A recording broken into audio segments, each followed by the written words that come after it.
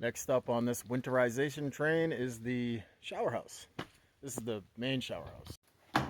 I have already pressurized everything with air and blew out all of the faucets and the showers and the toilets and the water heaters. So now I'm just going to run through it with you and show you every single faucet in this building. There's a lot that needs to be opened up specifically so that we can drain it appropriately. This is the main water inlet. Water comes out of the ground here. So we open up this filter. You can open up this silcock here if you want to. There's two water heaters here. Make sure that they're off. And then you have, at the bottom, there's a boiler drain. Drain both of these tanks. The big ones, they take a while to drain. Then we're going to remove both the mixing valves. There's one per water heater. And then we're going to take off the expansion tank.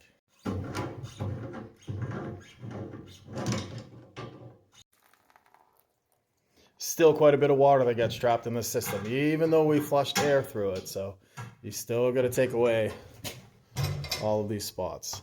Don't lose your gaskets. You need these for next year.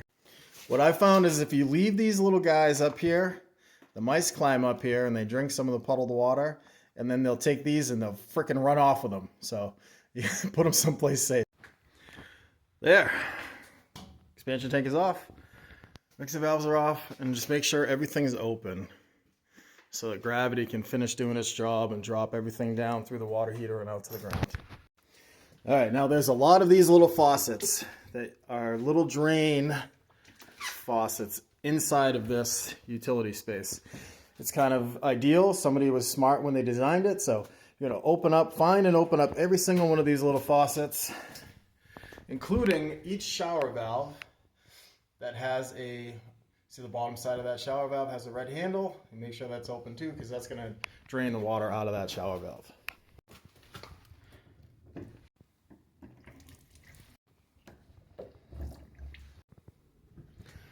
That one, that one, that one, that one, that one, that one, that one. We already did those ones. If I know how to do math today, we have 8 showers that need those opened up. Right next to the laundry room, there's the one that you might miss, hidden right there. And then next to the laundry, the water branches off. And you make sure we get these ones opened here. It's hot. And while we're doing that, we'll take the water lines off the washing machine inlet. Just droop those to the ground. And make sure that that's actually open. I just shut it off. That's on. Now what I didn't show you was when I had this system under pressure, I turned on the washing machine. What that's going to do is it's going to call on for water. There's a little solenoid valve on the back side that opens up and lets the water in. So turn it to a hot mixture. That way you get cold and hot water out of it.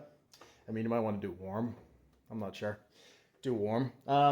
And then that'll let some of that water through, and you hopefully get the water out of that valve that's on the back side of this washing machine, because that will explode as well. So, and the other thing it does is it puts it into, first thing it does is a drain cycle. Make sure you don't leave any water in the drum. All right, I'm going to run through real quick these cold and hot water valves that you can open in this utility space. One cold, one hot. Another cold, even though it's got red on it. Cold, cold. Cold and hot up here. See, I almost forgot that one. And then you have the 2 down here in the laundry room. And that's it, at least for the utility space. Now we're going to move on to the shower space. Showers and bathroom. Open up your sinks.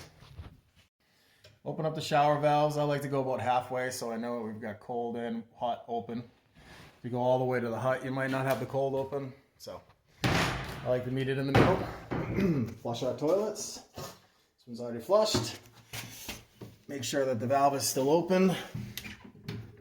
And anywhere you have a funky loop, this one's almost at a point where it won't drain, but this will drain. I can see it. It doesn't actually go negative slope. It all slopes down. So I'm going to leave that one just the way it is. But if there is a loop there where water's going to get trapped, make sure you disconnect that braided water line from the toilets.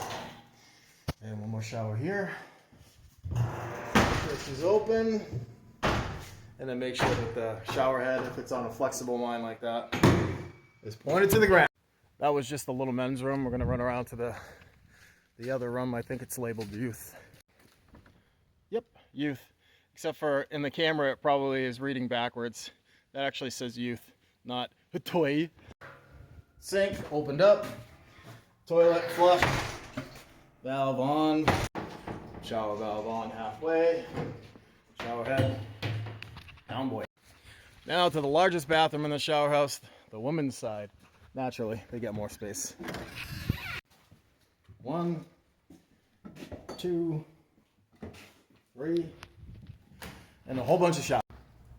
1, slam. 2, 3, 4, 5, and the toilets. 1, valves open. Oh, see, that one's got a little negative loop to it. Not a ton of water comes out, but enough. Yeah, makes me feel good.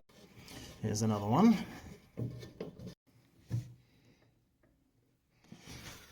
Give it a little shaky. Yeah, that one's not bad. Flushed. There, that should have successfully drained all of our water lines.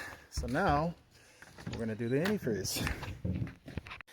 Make sure you get your floor drains. There's at least one in the small bathrooms, and I think there's 3 in the big bathrooms. Get a sink. Every single shower drain.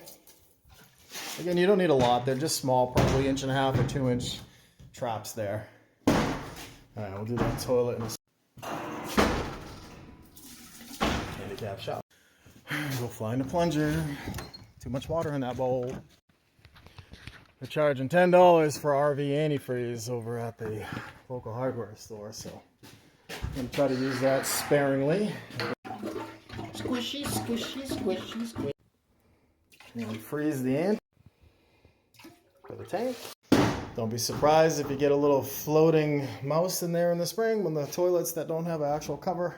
That's right, so long as it's just a mouse, it'll flush down, but you know, squirrels, usually they get out. All right, we're in the youth bathroom. Get in. Squishy, squishy, squishy.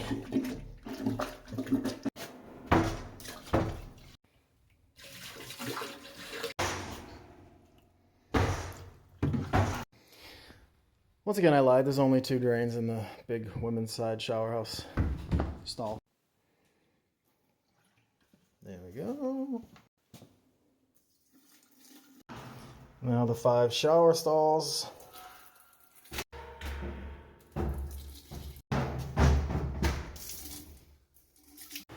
Another one down. More. Yeah. Do the sinks while we're here.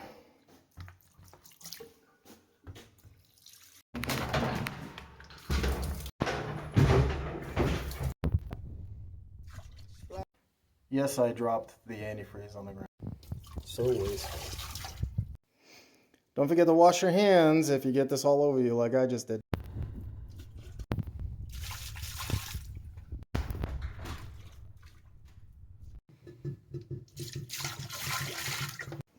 Look, we still got some left. All in all, this building uses about 2 gallons of antifreeze. Just for reference. All right, now we're just gonna close all the windows, clean up the stalls. Close all the windows, don't open them more. Clean up the stalls, make sure there's no paper products, things like that. And then lock the doors. And of course, shut off the lights. This is my super fancy door stopper. This will keep the honest people from trying to get into the building and leaving me a present for the spring. They will do it in this building because this is where everybody's used to coming to use the bathroom. And since this summer camp doesn't just shut all the way down after the summer's over, it gets used in the wintertime, we have to watch out for things like that. Ta-da! Congratulations, you successfully made it through the second most pain in the butt winterization building in the camp. See you in the spring.